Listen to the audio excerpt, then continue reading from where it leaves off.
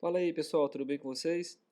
Nessa semana nós vamos continuar, na verdade vamos continuar e finalizar a, a unidade 2, que é a unidade sobre revisão de fundamentos teóricos que nós começamos na semana antes do Carnaval, estudando fasores e potência instantânea em circuitos de corrente alternada. Portanto, na aula de hoje nós vamos ver sobre potência complexa, sobre as equações para redes elétricas em regime permanente e também, finalizando a nossa revisão, nós vamos estudar sobre os circuitos balanceados trifásicos.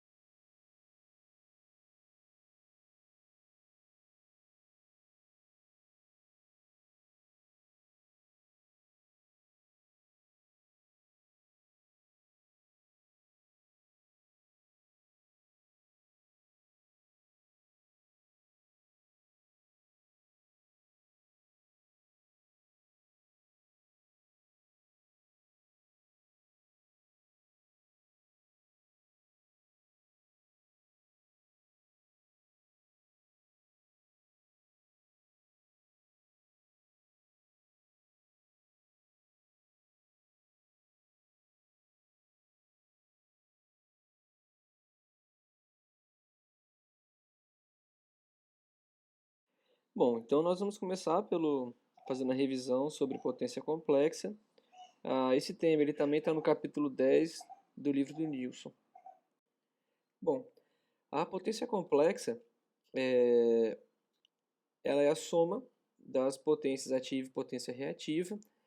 A potência ativa a gente utiliza ela, representa ela com a letra P, enquanto a potência reativa a gente representa ela com a letra Q. Né? Então S ele vai ser o P mais JQ. Tá?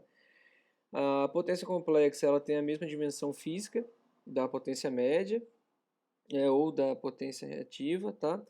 É, contudo, para a gente poder distinguir, né, essa potência das outras, a gente utiliza a unidade de volt-ampere, que é o VA, para poder representar a potência complexa, né? potência aparente, como a gente chama ela normalmente, né? E a potência média a gente usa a unidade watt, ou a potência ativa, como normalmente nós a chamamos, enquanto a potência reativa, a gente utiliza o volt-ampere reativo, que é o VAR, para poder representá-lo. Bom, então aqui só uma tabela de resumo, né? A potência complexa ou a potência aparente, unidade é volt-ampere, potência média ou potência ativa, a unidade vai ser o watt, enquanto a potência reativa, a unidade vai ser o volt-ampere reativo. Nós temos aqui o famoso triângulo de potências, onde a base dele a gente utiliza para representar a potência média ou a potência ativa, né? O cateto da direita a gente utiliza para representar a potência reativa, né, que a gente pode ter, normalmente a gente representa ele para cima, quando é uma potência reativa indutiva, e com ele para baixo, quando é uma potência reativa capacitiva, né, e por fim a hipotenusa desse triângulo, ela é a potência aparente, tá? Sendo que o módulo, né, da potência aparente, né, ou seja, esse cateto, ele pode ser então calculado como raiz quadrada da potência ativa média ao quadrado. Eu vou chamar ela de potência ativa, que é o termo que eu sou acostumado a utilizar, tá? Da potência ativa ao quadrado, mais da potência reativa ao quadrado, né? Então a raiz desses quadrados, né, Pitágoras simples aqui, dá o módulo da potência aparente.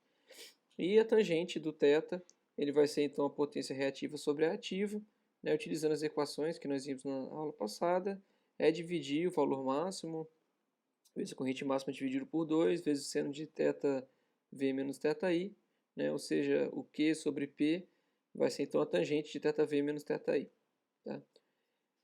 Bom, então eu estou passando rapidamente, tá? Que eu acredito que vocês já estão bem habituados a esses termos aqui. Faltou apenas falar do fator de potência, né? Que a gente chama o fator de potência, deixa eu escrever aqui embaixo, o FP, né, o fator de potência, ele vai ser o cosseno de θ nesse caso aqui. Beleza? Bom, e aqui tem mais um exemplo do livro, exemplo 10.4, que é para fazer o cálculo de potência complexa, ou né, utilizar alguns conceitos da potência complexa, junto com o que nós vimos na aula passada. Então, nesse exemplo aqui, o autor afirma que uma carga elétrica funciona com uma tensão de 240 volts, tensão eficaz. A carga ela absorve uma potência média de 8 kW com um fator de potência atrasado de 0,8. Aí ele pede para a gente calcular a potência complexa da carga, né, o S, e depois pede para a gente calcular também a impedância da carga. Ele já informou para a gente que o fator de potência ele está atrasado de 0,8, né, então a gente sabe que um fator de potência atrasado implica numa carga característica indutiva. Tá?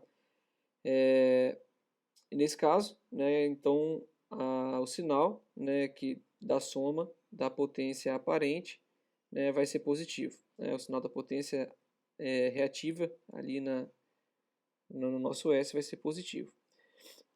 Utilizando lá o triângulo de potência que nós acabamos de ver, a gente pode tirar da relação trigonométrica aqui que o P ele vai ser S vezes cosseno θ, enquanto o Q vai ser S vezes seno θ. Né? Ele informou que o cosseno θ vale 0,8, né, usando a calculadora, e a gente consegue encontrar um seno de θ igual a 0,6. Né? Isolando aqui nessa primeira equação o S, que a gente não tem, né, o módulo de S, a gente tem o cosseno e tem o P de 8 kW, que ele já informou, a gente acha o S, o módulo de S, né, que é de 10 kVA, kVA. Né? E o que? A gente pode então substituir o módulo de S, que a gente acabou de calcular, que é o 10 kVA, vezes o seno de θ, que foi calculado aqui em cima. Né? Então a gente chega a um Q de 6 VA reativo, né? Sendo assim, a nossa potência complexa, ou a potência aparente, né? Ela vai ser 8, tá? Do P, né? Mais J6 do que, né, volt-ampere, quilo, né, volt-ampere reativo. Bom, e para responder a letra B, que pede a impedância da carga, né, é, a gente começa utilizando o cálculo que nós vimos na aula passada de potência, né, utilizando a tensão eficaz, a corrente eficaz e o cosseno entre a tensão do ângulo entre tensão e corrente, tá? A gente tem a tensão eficaz, que é 240 volts, que foi informado no enunciado. Nós não temos a corrente, tá? Que é o que eu estou procurando aqui para poder conseguir calcular o módulo de Z. E a gente tem um fator de potência, né, que é o 0,8, tá? Que é o ângulo, né, entre tensão e corrente, que vai ser exatamente o ângulo entre a potência ativa e a potência reativa, tá?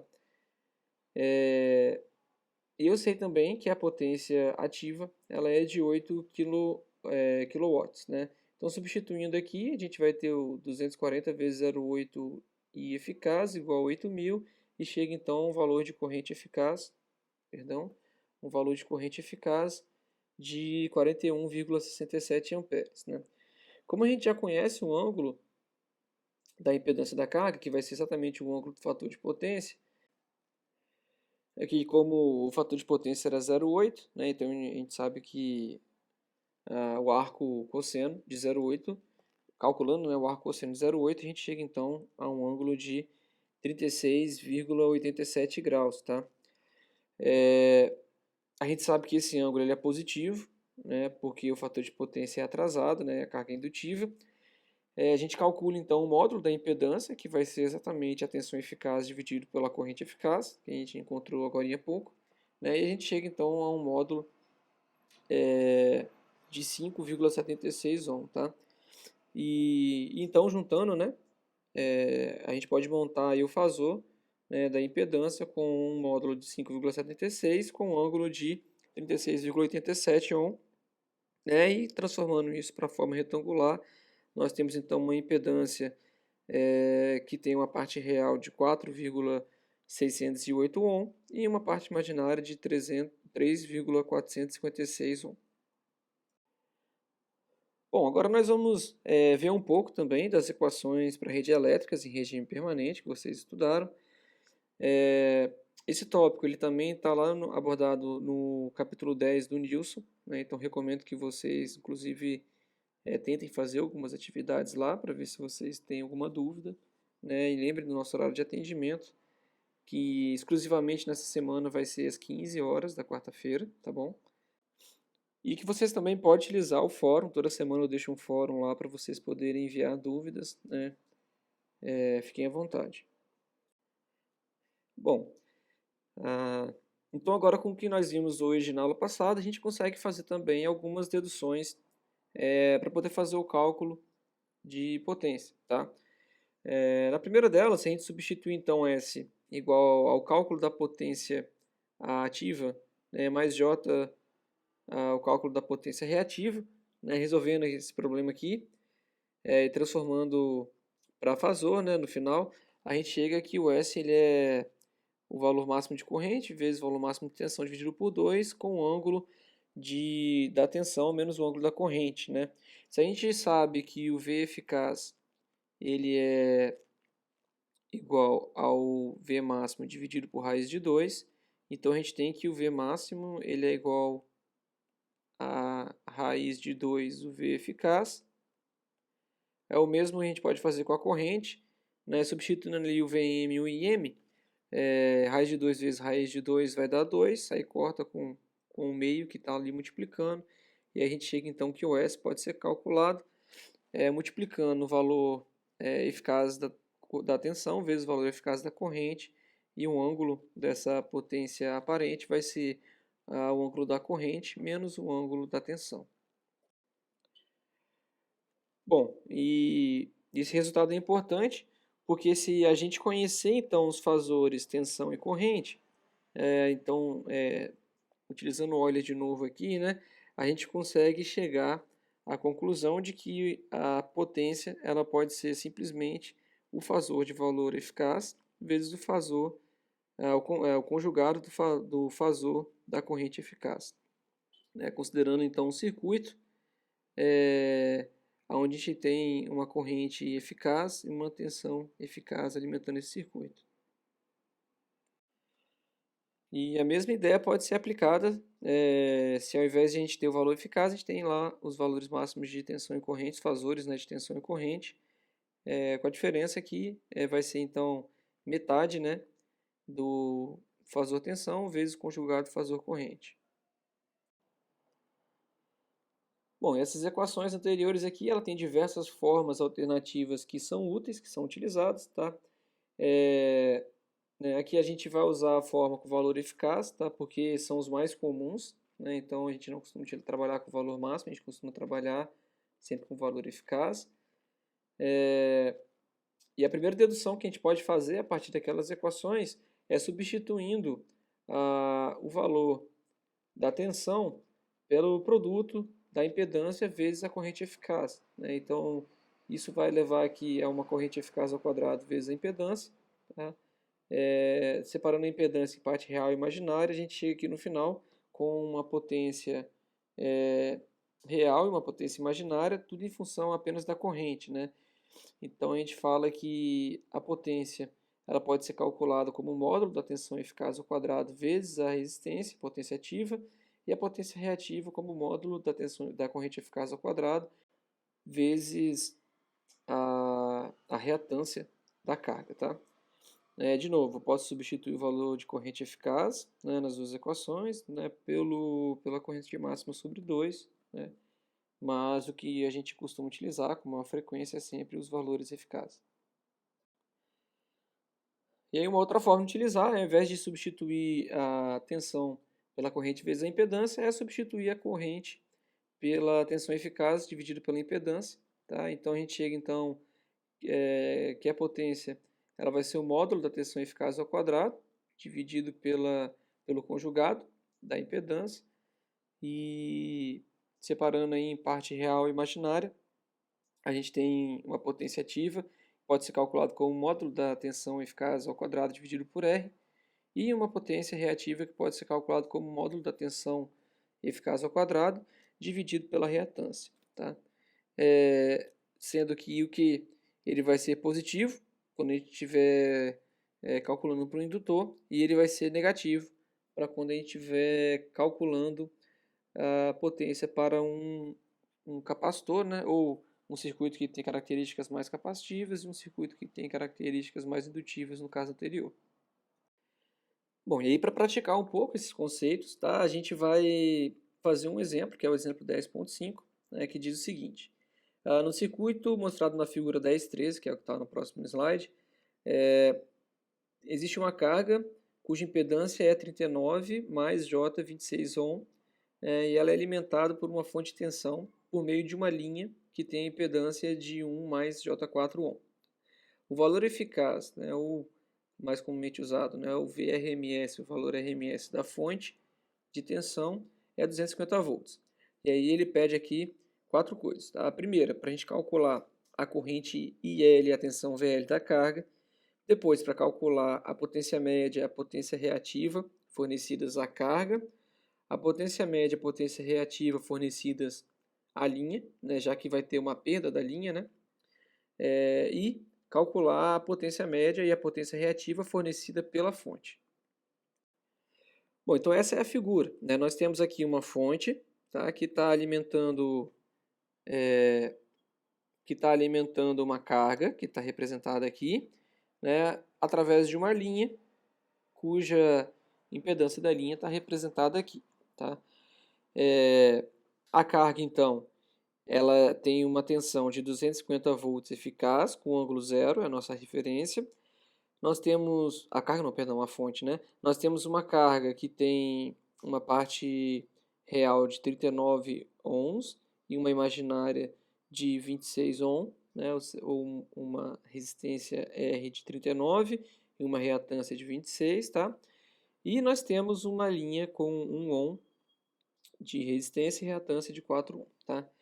E aí, a primeira coisa que a gente vai fazer aqui é calcular a corrente IL que circula na carga e depois a tensão VL nos terminais da carga. Tá? Para calcular essa tensão IL, como a gente tem um circuito em série aqui, carga em série com a linha, basta a gente somar a impedância da carga com a impedância da linha, né? E aí a gente sabe a tensão nos terminais aqui, né? Então a tensão no terminal aqui, dividido pela impedância total, vai nos dar a corrente que está saindo da fonte, que é exatamente a corrente IL que está chegando à carga, já que a gente tem apenas um circuito em série aqui, né? Então, dividindo os 250 volts com ângulo zero pela impedância total, que é a soma das partes reais, 39 mais 1 dá 40 ohm, com a soma das partes imaginárias, 26 mais 4 dão 30, tá? Resolvendo essa equação aqui, a gente chega ao valor de 4 menos J3, né? Que, transformando para a forma polar, né, a gente tem aqui o fasor de 5, né, o módulo 5, com um ângulo de menos 36,87 amperes eficaz. Tá? Como a tensão aqui foi dada em termos do seu valor eficaz, quando a gente calculou essa corrente aqui, né, ela também é uma corrente eficaz. Tá? De forma que a tensão aqui na carga, então nos terminais da carga, né, basta a gente multiplicar a corrente que está passando na carga pela impedância da carga, que a gente vai encontrar o valor de tensão aqui nos seus terminais. Né?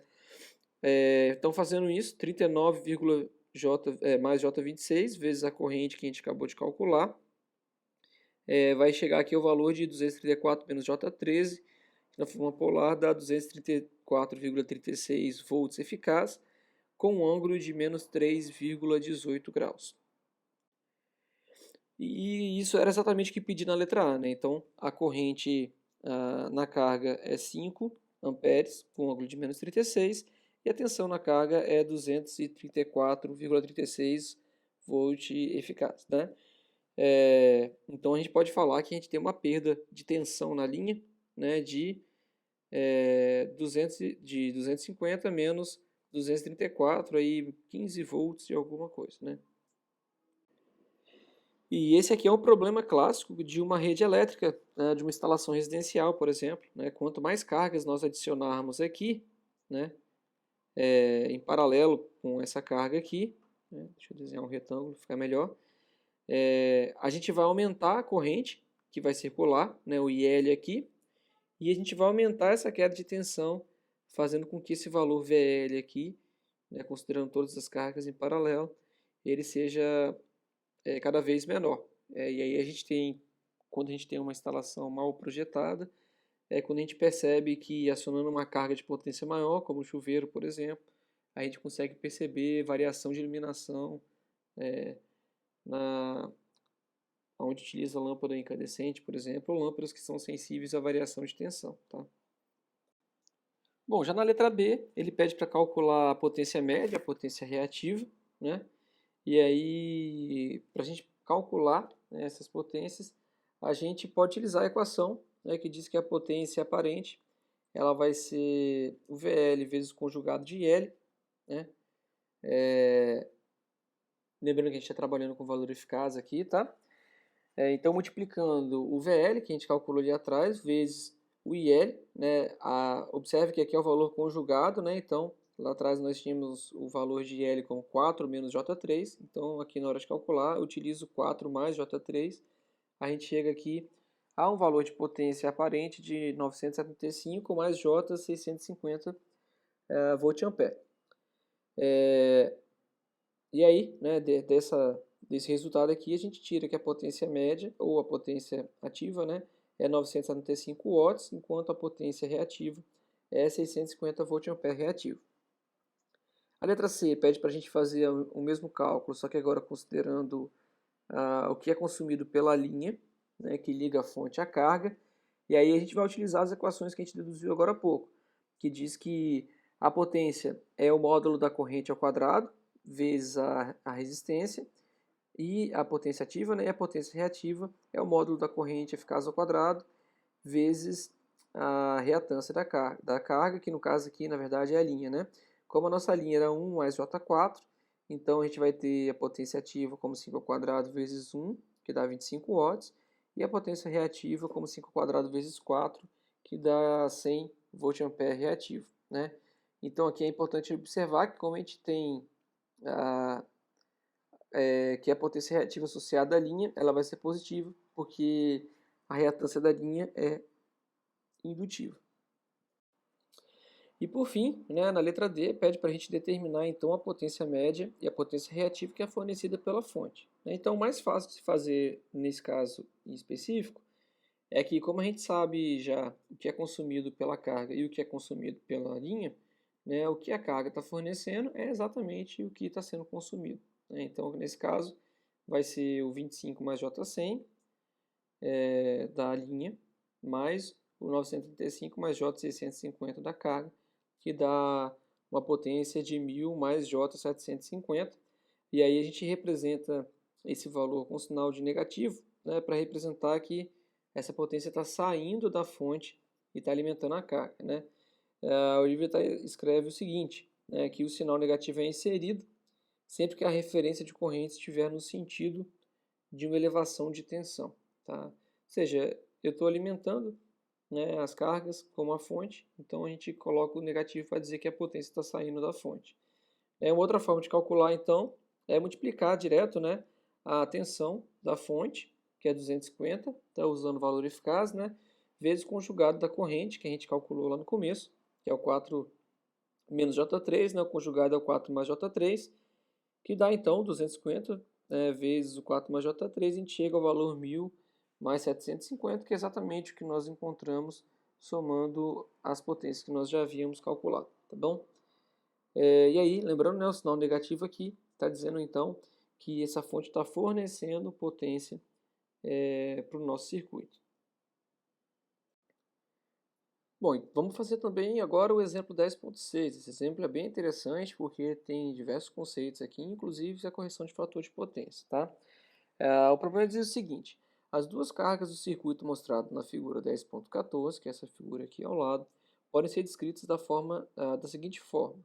A carga 1, que é o L1, ela absorve uma potência média de 8 kW com um fator de potência adiantado de 0,8, né? Enquanto a carga 2, que é o L2, ela absorve uma potência de 20 kVA com um fator de potência atrasado de 0,6. Aí aqui eu tenho solicitado que a gente faça três dimensionamentos aqui, três cálculos. O primeiro é a determinação do fator de potência das duas cargas em paralelo. Então, qual que é o fator de potência resultante dessas cargas aqui?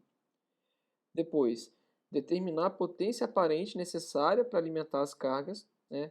A amplitude da corrente eficaz e a potência média dissipada na linha de transmissão, que é essa linha que tem 0,05 ohm de resistência e de reatância 0,5 ohm. Bom, seguindo, dado que a frequência da fonte ela é 60 Hz, a gente pede para ser calculado também o valor do capacitor, né, que a gente deve colocar aqui, junto com as nossas cargas, para corrigir o fator de potência para 1. Então, eu tenho uma carga com 0,8 adiantado e 0,6 atrasado, eu quero colocar um fator de potência, um capacitor em paralelo para fazer com que ela fique em 1. Tá? E aí, depois que eu fizer isso, ele pede para calcular novamente os valores de B, ou seja, a potência aparente para alimentar as cargas, a amplitude da corrente que passa pela linha eficaz e a potência média dissipada pela linha, né, após a gente ter feito essa correção de fator de potência. Bom, então a gente vai admitir aqui, né, que todos os valores de tensão e corrente que a gente vai calcular e que tem lá no nosso problema, eles são valores eficazes, tá? E aí, pelo diagrama da figura anterior, a gente sabe que a corrente eficaz que vem, né, que passa pela linha de transmissão, ela vai ser a corrente da carga 1 mais a corrente da carga 2. Né? Então, a potência complexa total absorvida pelas duas cargas vai ser os 250 volts, que é o que eu tenho lá sendo representado lá junto da carga 1, né, como elas estão em paralelo também a mesma tensão da carga 2, vezes o conjugado da corrente que vem para a linha de transmissão, que vai ser o conjugado da corrente 1 mais o conjugado da corrente I2, ou seja, a potência aparente total vai ser a soma da potência aparente 1 mais a soma da potência aparente na carga 2. Bom, eu posso encontrar então a nossa potência total de duas formas. Fazendo a utilização dos triângulos, né, fazendo a soma geométrica aqui, onde eu tenho o triângulo da carga 1 como 8 kW de potência ativa que foi fornecido. Como fala que ela está adiantada de 0,8, o fator de potência, né, adiantado de 0,8, a gente desenha aqui o triângulozinho para baixo, né, com o ângulo que nos foi fornecido, a gente consegue determinar a potência aparente e a potência reativa, né. O mesmo a gente faz para a carga 2, né? Só que lá no caso da carga 2 a gente tem um fator de potência 0,6 e ele está atrasado, né? Então, triângulo para cima aqui. E aí a gente usa, no caso foi fornecido a potência aparente, que era 20 kVA, e aí com esse ângulo e a potência aparente a gente consegue determinar a potência ativa ou potência média, né, e a reativa. Somando os dois triângulos, né, que é a potência total que eu preciso para alimentar as minhas cargas, eu vou ter 8 mais 12 na parte real, né, do nosso eixo, que dando aqui 20 kW, somando a parte imaginária, né, que é o Q, eu vou ter 16 menos 6, que dão 10 kW, e aí utilizando aí montando o triângulo aqui, né, eu consigo determinar a nossa hipotenusa, que deu 22,36 kVA, né, e com valores de 20 kg e 10 kg, né, ou utilizando também a potência aparente, a gente consegue calcular o cosseno, o seno ou a tangente, né, desse ângulo aqui, que dá 26,565 graus. Outra forma de fazer é fazendo a soma mesmo, né, pegando lá os valores de potência, né, com os valores de fator de potência que são informados, calculando S1 e S2 e somando as duas, né, já vai chegar ao mesmo valor, que é 20 kW de potência ativa com 10 kVA reativo de potência aparente, ou seja, a gente chega a uma potência aparente, não, perdão, potência reativa, né? A gente chega a uma potência aparente de 20.000 mais J10.000 VA, né? Ou o que seria mais comum de representar, 20 mais J10 kVA. Tá? E aí, para a gente calcular, então, o conjugado da corrente, que a corrente, né, que vem que alimenta a linha de transmissão, basta dividir a potência pela tensão, né, a tensão com ângulo zero, a gente chega então que tem uma corrente circulando pela linha de 80 mais J40. Corrente conjugada, né? Porque isso daqui veio da equação que S é igual ao V vezes o I conjugado, complexo, né? E aí dessa forma, então, o IF, né, assim, ser o conjugado, só mudar o sinal da parte imaginária, né, a gente tem uma corrente que vem pela linha de transmissão de 89,44 com ângulo de menos 26,57 graus. Tá? Assim, o fator de potência da carga, das duas cargas combinadas, né, vai ser o cosseno da tensão menos do ângulo da tensão, né, menos o ângulo da corrente, que aí vai dar zero, né, que a tensão é a nossa referência, menos com menos dá mais 26 graus, a gente acha o fator de potência 0,8944 atrasado, tá? Já que o valor ali do ângulo é positivo, né? Então o fator de potência das duas cargas em paralelo, ele é atrasado, né? Porque a potência reativa líquida, ela é positiva, significa que eu tenho mais carga reativa indutiva do que capacitiva.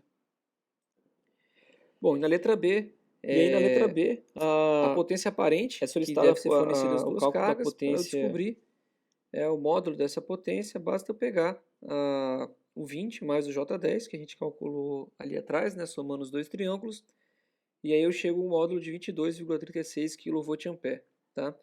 A amplitude da corrente que vai circular na linha para alimentar essas cargas vai ser o módulo da corrente que a gente calculou, né, lá em cima, que é o módulo de 80 menos J40, né, que dá 89,44, né, que a gente já sabia, né, porque a gente botou na forma polar ali em cima. Aqui, né, a gente escreveu na forma polar. E aí, para calcular a potência dissipada, então, basta a gente multiplicar o módulo da corrente ao quadrado, a potência dissipada pela linha, vezes a resistência da linha, né, a potência ativa. Eu quero descobrir nesse caso, né? Então, o 89,44 ao quadrado vezes a resistência da linha, que é 0,05, deu aqui uma potência de 400 watts, tá? Ou seja, eu tenho, para alimentar essas cargas, uma potência ativa está sendo consumida pelas cargas, que é de 20 kW, né? Que está aqui, né? E eu tenho uma potência consumida pela linha de 400 watts, né? Somando os dois dá 20.400 watts, que eu precisaria de uma fonte, né, que fornecesse essa potência, mesmo a minha carga tendo só 20 kg. Ou seja, eu tenho uma perda de potência na minha linha. Essa perda sempre vai existir, porque a gente não tem os condutores ideais, né? E aí, aqui que vem o cálculo, né? Todo o cálculo de dimensionamento que o engenheiro faz para dimensionar uma linha de transmissão ou um condutor de uma residência, ele, ele vai estar diretamente relacionado com as capacidades do condutor, capacidade térmica, capacidade de condução de corrente, né? E também com as perdas que nós vamos ter devido à corrente da carga ou das cargas que nós estamos alimentando com aquele condutor. Bom, aí na letra C, né, ele pergunta como é que faz, como é que a gente, qual teria ser o valor do capacitor para a gente corrigir o fator de potência. Né? Pelo triângulo a gente já tem a resposta direta, né, que a gente tinha encontrado um triângulozinho que tinha 10 kVA reativo, de potência reativa, né? Ou seja, para eu fazer o fator de potência para 1, né, o cosseno, o arco cosseno onde é 1, para o arco cosseno da 1, né, a gente tem que ter um ângulo de 0, ou seja, eu tenho que fazer a potência aparente ser exatamente igual à potência ativa. E aí, para fazer isso acontecer, o meu capacitor tem que ter exatamente 10 kVA de potência reativa. Né? E aí, para a gente calcular, então, a reatância capacitiva, né, a gente pode fazer dividindo, a tensão eficaz ao quadrado pela potência reativa que nós acabamos de determinar aqui, né, que deveria ser de 10 kg. Então, a tensão ao quadrado vai dar 250 ao quadrado dividido pelo, no caso aqui, como é um capacitor que eu quero colocar, né, para poder somar com isso daqui e dar zero, tem que ser de menos 10.000. A gente tem uma reatância, então, de menos 6,25. A gente sabe que a impedância reativa de um capacitor ela é calculada como menos 1 sobre ômega C, né, onde ômega é 2πf, né, 2π vezes 60 Hz, nesse caso aqui o problema fala que a frequência é 60. Nós temos então aqui um ômega de 376,99 radianos por segundo, né? E aí, substituindo esse valor aqui, né, capacitor de menos 1 sobre 376,99 vezes a reatância que nós encontramos aqui em cima, a gente chega a um capacitor de 4,24 ou de 424,4 microfarad. Então esse capacitor aqui, adicionado junto, paralelo com as nossas duas cargas, vai fazer com que o fator de potência resultante, né, dessas três cargas agora, né, somando junto com o capacitor, ele seja 1. O fator de potência 1 quer dizer que a potência aparente está perfeitamente alinhada com a potência ativa, ou com a potência média. Né? Bom, então isso que eu acabei de falar, né, a gente pode ver na representação aqui, né, nós tínhamos esse triângulo de potência, aí nós somamos um capacitor, né, e a gente chegou a esse resultado, ou seja, nós temos uma potência aparente igual à potência ativa, que nesse caso é igual a 20 kVA, né, calculando novamente o módulo da corrente, né, dividindo a potência nas cargas pela tensão nos terminais, que é 250, a gente chega agora a um valor de 80 amperes, né, menor do que o valor que nós tínhamos anteriormente. Né. Observe que não tem ângulo, né, porque a gente tem um alinhamento perfeito entre tensão e corrente, né, já que o fator de potência vale 1. Né. E aí, calculando novamente as perdas na linha, né, que vai ser o módulo da corrente ao quadrado, que é 80 ao quadrado, vezes a resistência da linha, a gente chega a uma perda de 320. Antes a perda era de 400, agora ela é 320. O que implica que, fazendo a correção do fator de potência, a gente tem uma economia, digamos assim, ou uma redução de 80 watts nas perdas ativas na nossa linha. Tá? E isso é muito importante. Né? Isso quer dizer que se eu tenho uma máquina com um fator de potência muito indutivo, além de outros problemas que isso pode causar, né, ela ainda assim vai fazer com que eu tenha um consumo maior, vou ter uma perda maior nas minhas linhas de transmissão, distribuição até aquela máquina, tá? É fácil de entender que é como se a gente tivesse, como não, nós teríamos, no caso de uma carga indutiva, correntes que estão circulando pela nossa linha, que não necessariamente são ativas, mas que vão influenciar nas perdas ativas da nossa linha, tá?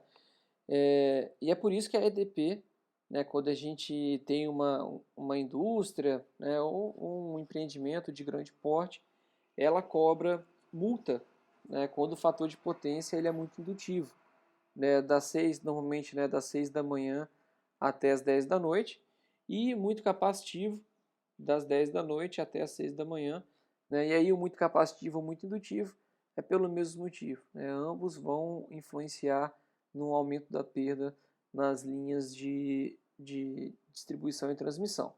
Né, em relação aos horários, é porque durante o dia, quando a gente tem uma parcela de indústria grande funcionando, as características são indutivas, né? Por isso que ela cobra multa pelo excesso de indutivo. E durante a noite, quando a gente tem desligamento da maior parte das indústrias, acontece de quem faz correção de fator de potência, igual, por exemplo, coloca esse capacitor que nós calculamos aqui, eles acabam, alguns lugares, por não desligarem o capacitor, né, esse é o capacitor fixo, acaba tendo um fator de potência aí adiantado, né? Ou seja, mais capacitivo, né? Que também vai gerar o mesmo problema. Então, esse exemplo é muito legal porque ele mostra exatamente essa economia que a gente tem quando a gente faz a correção do fator de potência e que fazer a correção não é nada de sete cabeças, né? Vocês, com o cálculo que vocês aprenderem em circuito, já conseguem fazer resolver esse tipo de problema. Bom, outro assunto que também é importante a gente relembrar é sobre a máxima transferência de potência. Tá? Para isso, nós devemos determinar a impedância da carga que possibilita o fornecimento de máxima potência nos terminais A e B, que estão alimentando essa carga. Tá? E aí, para a máxima transferência de potência média, essa impedância da carga ela vai ter que ser igual ao conjugado da impedância de Thevenin, tá? Ou Thevenin, não sei como é que vocês aprenderam a pronúncia, tá?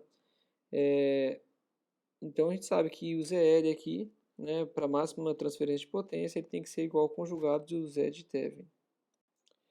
Bom, então para a gente poder chegar a essa dedução, a gente representa aqui, né, uma fonte de Thevenin com Z de Thevenin, alimentando os terminais A e B da carga, e aí escrevendo o Z, TH e o ZL na forma retangular, calculando essa corrente que sai da fonte de Thevenin, a gente tem aqui vai ser o V de Thevenin dividido pela soma das impedâncias, tá? E que a potência média fornecida à carga, ela vai ser o módulo dessa corrente ao quadrado vezes o RL ao quadrado, né? A potência ativa, que pode ser calculado então como o V de Thevenin ao quadrado vezes o RL dividido pelo R de Thevenin mais RL ao quadrado mais o x Thevenin mais xl ao quadrado. Tá? Isso vem da equação que a gente determinou aqui em cima. Né? Então essa corrente aqui é ao quadrado vezes o R. E aí para a gente calcular então o máximo da potência, né, para a equação que a gente viu ali atrás, para ela ter o seu valor máximo, a gente vai calcular as derivadas parciais da potência em relação ao RL e ao XL e igualar a zero. Né, que aí, igualando a derivada a zero, a gente vai conseguir achar esse ponto de máximo para as duas potências. E a gente chega a essa equação para a derivada parcial em relação a XL e a essa equação para a derivada parcial em relação a RL. E aí a gente chega então na primeira equação que o XL tem que ser igual a menos o x de Thevenin e o RL tem que ser igual a essa raiz aqui. Tá? É claro que se a gente combinar essas duas equações, né, ambas as derivadas são iguais a zero, quando o ZL vai ser igual ao Z de Thevenin. Bom, e aí a máxima potência média que pode ser fornecida à carga ZL, quando ela é igualada ao conjugado do Z de Thevenin, é calculado facilmente pelo circuito que nós vimos lá atrás, que era a fonte com a fonte com V de Thevenin, o Z de Thevenin, alimentando a carga ZL, tá? E aí quando o ZL ele é igual ao conjugado do Z de Thevenin, o valor eficaz da corrente de carga vai ser o V de Thevenin sobre 2 vezes o RL, né? Já que são iguais os Z's, né? E a máxima potência média fornecida na carga vai ser igual a, em função dos valores de amplitude eficaz, o módulo do V de Thevenin ao quadrado dividido por 4RL, ou em função dos valores máximos, né, vai ser o valor de tensão máxima ao quadrado dividido por 8RL. E aqui tem mais um exemplo, tá? O livro colocou um circuito, né, com uma carga ZL, né, uma rede aqui de capacitor, indutor e resistor entre o ZL e a fonte. E aí ele pede para esse circuito determinar a impedância ZL, que possibilita a máxima transferência de potência para essa impedância. E depois ele pergunta qual que é, então, essa máxima transferência de potência média para a impedância da carga que a gente determinou. Então, primeiro a gente calcula a carga, depois qual que é a potência máxima que pode ser transmitida para ela. Bom, então a gente começa fazendo os cálculos para determinar o equivalente Thevenin entre os terminais A e B. A gente considera os terminais abertos, né? E aí aqui com duas transformações de fonte, consegue, envolvendo lá o resistor de 5 ohms e de 20, consegue simplificar para essa figura aqui. E aí a gente consegue calcular aqui então o V de Thevenin como os 16 volts com ângulo zero, né, que vem das transformações de fonte, dividido aqui por 4 ohm mais J3 menos J6, e aí multiplicando por menos J6 para achar a tensão, né? E aí chega aqui como um valor de tensão de V de Thevenin de 19,2 com ângulo de menos 53 graus, ou em retangular, né, 11,52 menos J 15,36 volts. Né? E aí a gente determina a impedância de Thevenin eliminando a fonte independente e calculando a impedância vista a partir dos terminais A e B. E aí a gente, fazendo a continha aqui, a gente chega a 5,76 menos J, 1,68. Só relembrando para quem está esquecido, né? Quando a gente elimina essa fonte de tensão aqui, a gente coloca um curto no lugar. Se fosse corrente, seria um circuito aberto, né? E aí fica o paralelo aqui do capacitor com o resistor e indutor em série, tá? Por isso que foi calculado dessa forma aqui. E aí, então, esse é o Z de Thevenin, né? E aí, para a máxima transferência de potência, a gente sabe que o Z da carga tem que ser o conjugado desse daqui. Então, tá aqui, né? O ZL vai ser, então, 5,76 mais J de 1,68. Assim, nós calculamos, então, a máxima potência média fornecida, né, substituindo naquela figura original a fonte de Thevenin e a impedância de Thevenin, tá? Com a nossa carga, né, que é o conjugado de Thevenin aqui em série. Tá? E aí, para a gente, na hora de calcular, né, esse valor, então, a gente vai anular essas duas reatâncias, né, uma conjugada da outra, e aí a gente vai ter, então, convertendo para valor eficaz, o 19,2 sobre raiz de 2, dividido por 2 vezes 5,76, que seria a impedância total, e aí fazendo essa conta aqui, a gente acha uma corrente eficaz de 1,1785 amperes. Tá? Aí dessa forma, a gente pode calcular então a potência média que é fornecida, né, multiplicando a corrente ao quadrado vezes a corrente ao quadrado, né, que está chegando na carga, por exemplo, vezes a resistência da nossa carga, que é o 5,76. A gente chega aqui ao resultado de 8 watts. Tá? Essa seria, então, a potência máxima que está sendo fornecida, né, quando a gente utiliza a impedância de Thevenin. E no nosso último tópico, então, da aula de hoje, nós vamos estudar sobre circuitos balanceados trifásicos. Ah, esse conteúdo está no capítulo 11 do livro do Nilson. E eu vou mostrar aqui rapidamente, né, alguns conceitos que são importantes, mas, de novo, recomendo que vocês deem uma lida lá no capítulo para relembrar os conceitos, que eles são bem importantes para a disciplina, para a nossa disciplina de introdução aos sistemas elétricos de energia. Bom, tanto a geração quanto a distribuição e transmissão e a utilização em grandes blocos de energia, elas são feitas por meio de circuitos trifásicos, tá? Por isso que eles vão ser tão importantes assim para nós que estamos estudando sistemas elétricos, tá? A estrutura básica do sistema trifásico consiste em fontes de tensão que são ligadas por meio de transformadores e linhas de transmissão, né? Para a gente analisar esse circuito, a gente pode reduzir a uma fonte de tensão ligada a uma carga por uma linha, que é o que está sendo representado nessa figurinha aqui. Então nós temos uma fonte de tensão trifásica. Dessa fonte nós temos 3 linhas, né, uma para cada fase, que percorrem aí normalmente grandes distâncias até alimentar uma carga trifásica. Tá? Mesmo que ela seja composta de várias cargas monofásicas, a gente encara ela como uma carga trifásica. Tá? Aí a característica fundamental de um circuito trifásico equilibrado é que a sua fonte é um conjunto de tensões trifásicas equilibradas. E esse conjunto de tensão trifásica equilibrada, ele consiste em 3 tensões senoidais que vão ter amplitudes e frequências idênticas, mas que estão defasadas entre elas de 120 graus. Tá? As 3 fases, a gente chama elas tradicionalmente de fases A, B e C. Alguns livros estrangeiros costumam utilizar RST, mas para nós aqui o comum é o A, B e C. E a fase A, ela normalmente é a fase que é tomada como referência. Tá? De forma que a gente designa as 3 fases como tensão de fase A, fase B e fase C. Bom, e aí vão haver apenas 2 relações possíveis entre a tensão de fase e as tensões entre a tensão da fase A, né, e a tensão da fase B e C. Né?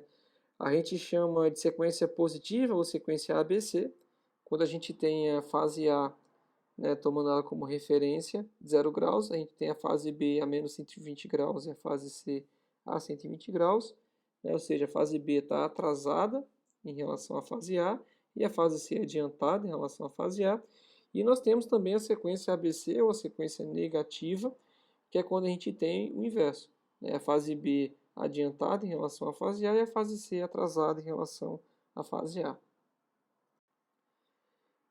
Bom, e aí, né, da sequência positiva, nós podemos desenhar esse fasor, né, que é a fase A, né, com a fase B atrasada e a fase C adiantada, e nós temos a sequência negativa, que aí já é a fase B adiantada e a fase A atrasada, né, sendo que a soma desses 3 fasores, ela sempre vai dar 0, se eles forem perfeitamente equilibrados, né, mesma amplitude, frequência, conforme nós falamos ali atrás.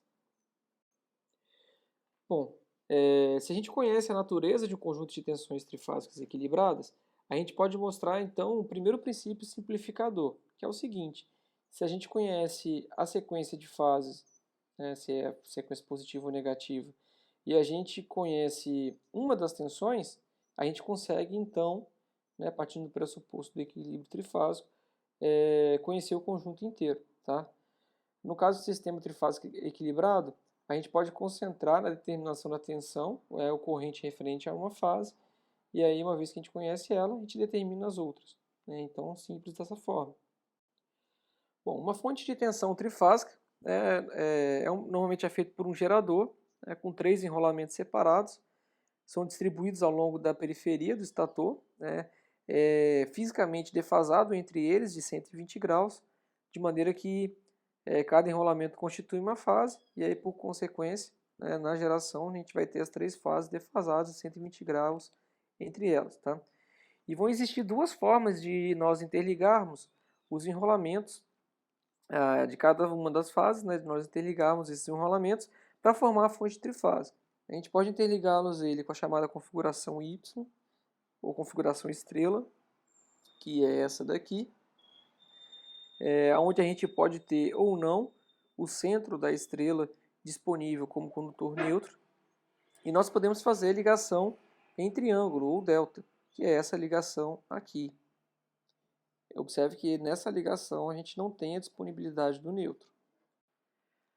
Fazendo uma representação real do nosso gerador, nós sempre vamos ter na representação, né, uma fonte de tensão com as perdas internas, né, que são representadas por uma perda ativa, né, por uma resistência, e uma perda reativa por uma reatância. Tá?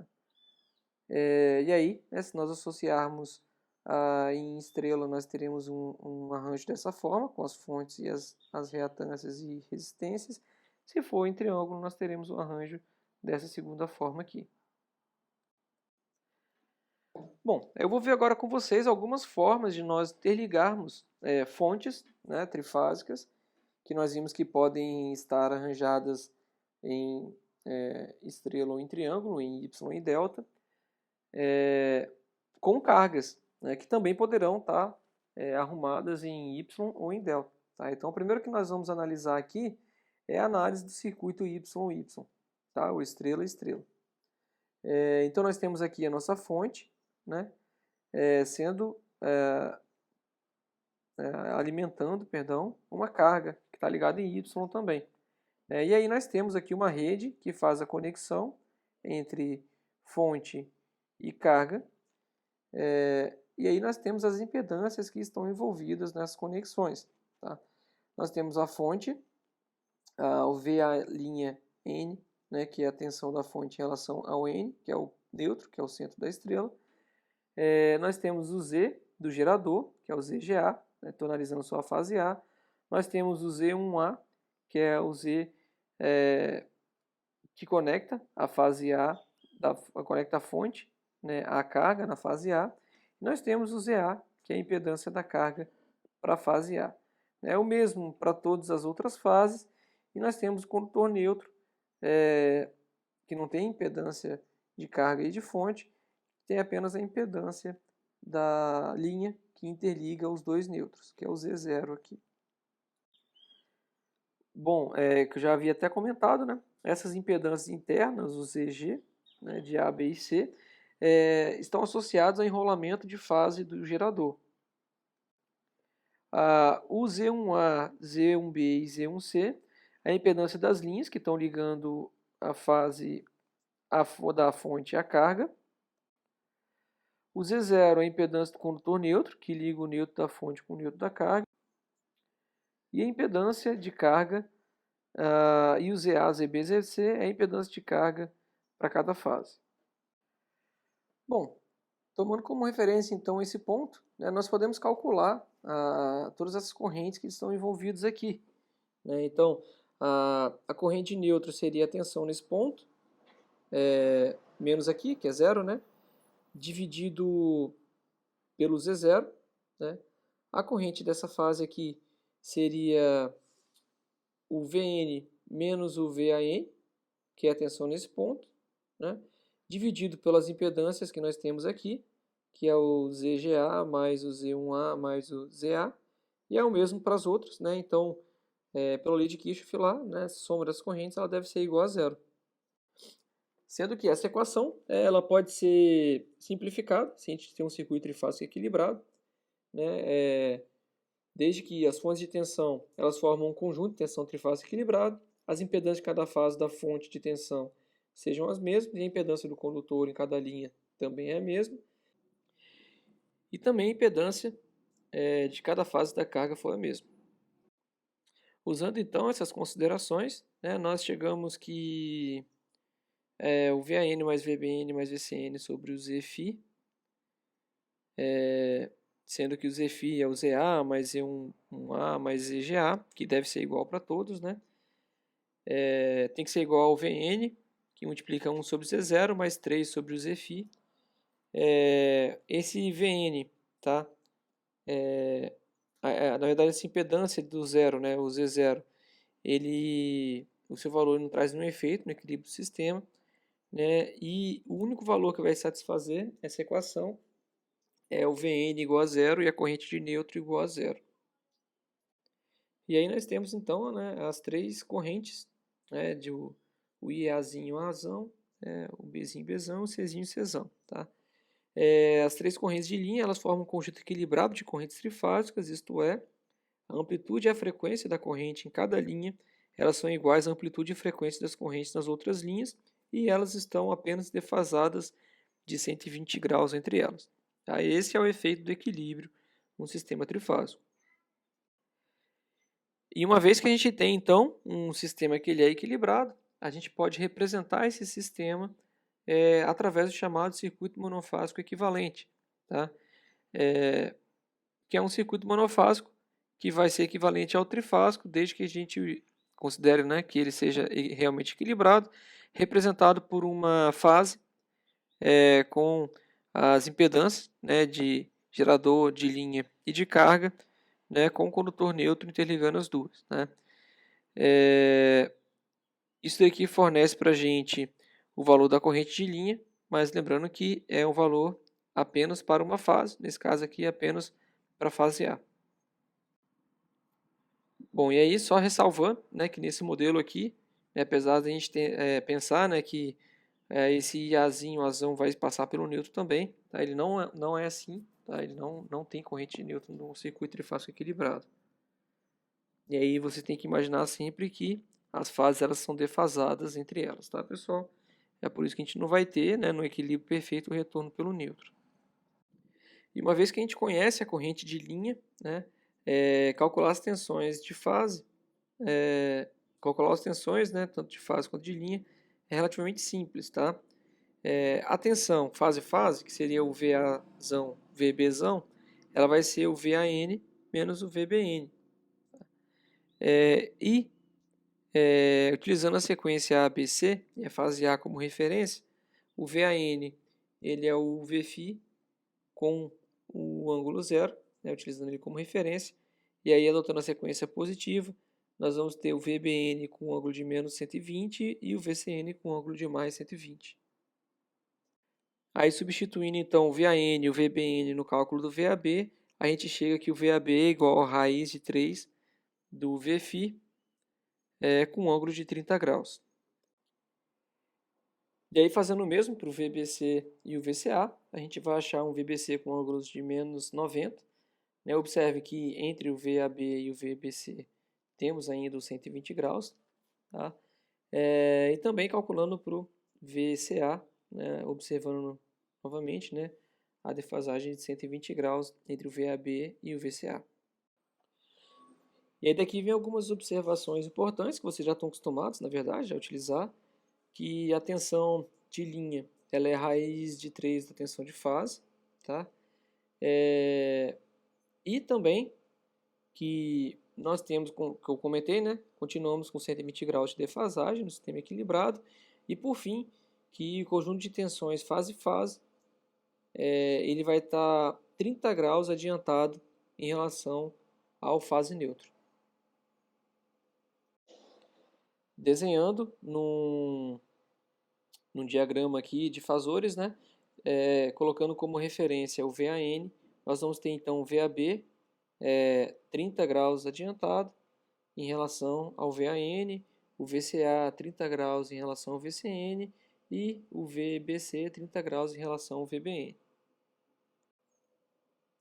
Bom, nós fizemos tudo para a sequência positiva, mas se nós tivéssemos feito para a sequência negativa, nós teríamos um resultado muito parecido, né, com a única diferença é que o conjunto de tensões de fase ele estaria 30 graus atrasado em relação ao conjunto fase neutra, ou seja, a tensão de linha estaria 30 graus atrasada em relação à tensão de fase. Então nós teríamos aqui como referência, tomando como referência o VAN, 30 graus de atraso para o VAB e assim também valeria para as outras tensões do conjunto. Bom, e para registrar a terminologia que eu estou utilizando, né? A tensão de linha, a tensão entre qualquer par de fases, né? Que vocês também já devem estar bem habituados, né? E a tensão de fase é a tensão de uma única fase em relação ao neutro. Tá? A tensão nominal de uma linha de transmissão ou de distribuição trifásica, ela vai ser dada em tensão de linha e em valor eficaz. Então, quando a gente pega uma rede que é de 138 kV, por exemplo, essa 138 é a tensão de linha, ou seja, é a tensão entre duas fases dessa rede, tá? E também o 138 é o valor eficaz e não o valor máximo da tensão naquela rede. Tomando cuidado, porque é muito comum a gente tratar do valor eficaz, mas quando a gente vai fazer estudo de isolamento, por exemplo, os componentes, a gente tem que saber, né? Já que o valor eficaz ele é menor que o valor máximo, né? A gente tem que saber que os elementos isolantes eles vão ter que ser projetados pensando no valor máximo dessas linhas alternadas que a gente vai proteger, por exemplo. Bom, e uma outra análise que a gente pode fazer também é de nós termos a nossa fonte ligada em Y e a nossa carga ligada em delta. A gente, bom, pelo menos do meu conhecimento, né, na maioria, digamos assim, esmagadora dos casos, as nossas fontes elas são ligadas em Y exatamente para a gente ter a disponibilidade do terminal neutro, né? Então, se a gente tem, nesse caso aqui, né, que seria a nossa outra combinação, uma carga ligada em delta, tá? A carga do circuito, ela pode, em delta, a gente pode fazer uma transformação de delta para Y, né? Sendo que quando a carga ela é equilibrada, a impedância do braço dessa nova estrela, né, ou desse novo Y, ele vai ser um terço da impedância de cada lado do delta que a gente está analisando, né? E aí, após a carga em delta ser substituída pela carga em Y equivalente, na fase A, por exemplo, ela pode ser utilizada com o mesmo modelo monofásico que nós havíamos visto anteriormente, sendo que o ZA aqui, dessa carga, ele é calculado utilizando essa transformação de y para delta, de delta para y, perdão. Né? Olhando aqui algumas relações, né? Quando eu tenho uma carga ligada em delta, por exemplo, a tensão de linha ela seria igual à tensão de fase. Sendo que nesse caso, eu já não posso mais agora, né, falar que a corrente que vem pela fase A ela vai ser igual à do conjunto AB aqui, por exemplo. Eu já tenho uma divisão, já teria que aplicar a lei de Kirchhoff nesse nó aqui para determinar a corrente que vem na fase em função da corrente que passa nas minhas impedâncias da carga. Bom, e aí, para demonstrar então essa relação dessas correntes de fase e linha, nessa ligação delta, a gente pega como referência, por exemplo, o IAzão Bzão, que seria a corrente da fase A, tá? Na carga. Considerando sequência positiva, o IBC está a 120 graus atrasado e o ICA 120 graus adiantado.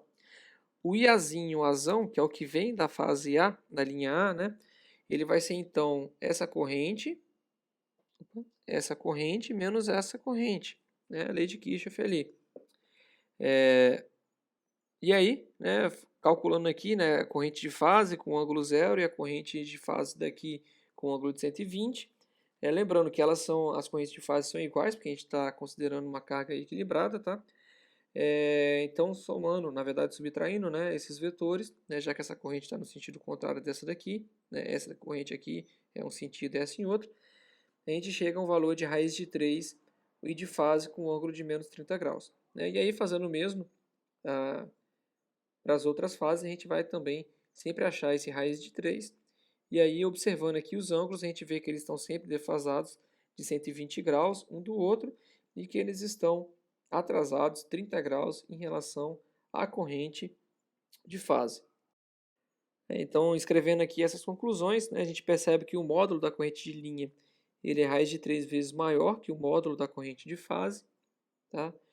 E que o conjunto de correntes de linha ele vai estar sempre 30 graus atrasado em relação ao conjunto de correntes de fase, mas que observem que eles mantêm sempre os 120 graus, claro, né, de defasagem entre uma fase e outra. Bom, desenhando aqui em fasores, a gente tem então em relação ao fasor IAB, né, a corrente de fase IAB, nós temos a corrente de linha IAzinho Azão, defasada, atrasada de 30 graus. O mesmo a gente faz para as outras correntes do conjunto. Bom, falando agora a respeito do cálculo da potência, em uma carga equilibrada, uma carga trifásica equilibrada ligada em estrela, a gente pode calcular a potência na fase A como o VAN vezes o IAzinho Azão, que é o que vem na corrente de linha, né? O VAN é a tensão de fase, vezes o cosseno do ângulo entre a tensão, Vzinho Azão, e a corrente Izinho Azão. Tá? E o mesmo para as outras, né, fazendo isso daqui, utilizando aqui, né, os fasores com valores eficazes. Como o sistema trifásico equilibrado, o módulo de cada tensão fase neutro ele é o mesmo, né, assim como também o de cada corrente de fase, né, o argumento das funções cosseno também é o mesmo para todas as três fases. Então o Vφ aqui ele é o módulo do VAN, que é o módulo de VBN, que é o módulo de VCN, e o Φ é o módulo das correntes que vem nas fases também, né? E o θφ, então, ele vai ser sempre igual também para as três fases, que é o θVazão menos o θI azão, perdão. Para o sistema equilibrado, então, a potência fornecida em cada fase ela vai ser a mesma, né? O PA vai ser igual ao PB, que é igual ao PC, que a gente chama de o Pφ, né? Que vai ser o Vφ vezes o Iφ vezes o cosseno do θφ. Bom, em resumo, nós podemos calcular no sistema trifásico, então equilibrado ligado em estrela, a potência de uma fase, né, o Sφ, vai ser igual ao Vφ vezes o conjugado do Iφ, e a potência total, né, potência aparente total, vai ser 3 vezes a potência de fase, ou seja, vai ser 3 vezes, vai ser raiz de 3, perdão, vezes o V de linha, vezes o I de linha, com ângulo de θφ, tá? E podemos calcular a potência reativa, né? Que é o QT total, né? Trifásico, como raiz de 3 vezes o V de linha, o I de linha, vezes o seno do θφ.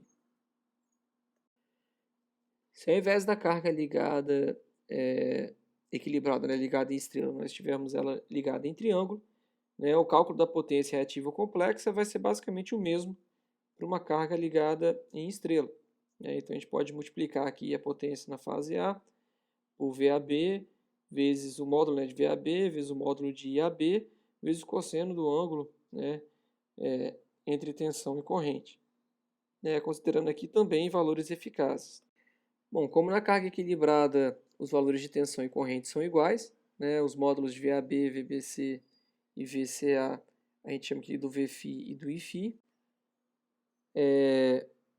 Também os ângulos são iguais, né, de tensão, defasagem de tensão e corrente, né, considerando que está equilibrado, e nós podemos chamar de θφ. Então as potências são iguais nas fases, que vai ser igual ao Pφ, que a gente calcula como Vφ e Φ cosseno de θφ, né, que é idêntica à carga equilibrada em estrela.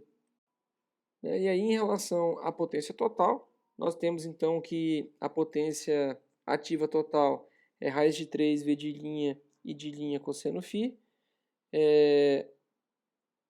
Nós temos que a reativa total é raiz de 3 Vφ e Φ seno de φ. E que a potência trifásica total vai ser então raiz de 3 o V de linha vezes I de linha com ângulo de θφ. Bom, pessoal, era isso na nossa revisão. A gente finaliza aqui hoje, nessa semana, a nossa revisão inicial, que é a unidade 2 do conteúdo programado da nossa disciplina. E aí, de novo, peço que vocês deem uma olhada nos capítulos que eu deixei como sugestão do livro do Nilson, de circuitos elétricos, né, e que utilizem o nosso espaço do fórum e também o atendimento para poder tirar as eventuais dúvidas, né, que vocês não tenham conseguido relembrar, digamos assim, de quando vocês estudaram com circuitos, tá? Obrigado por terem ficado até aqui no nosso vídeo e até a nossa próxima aula.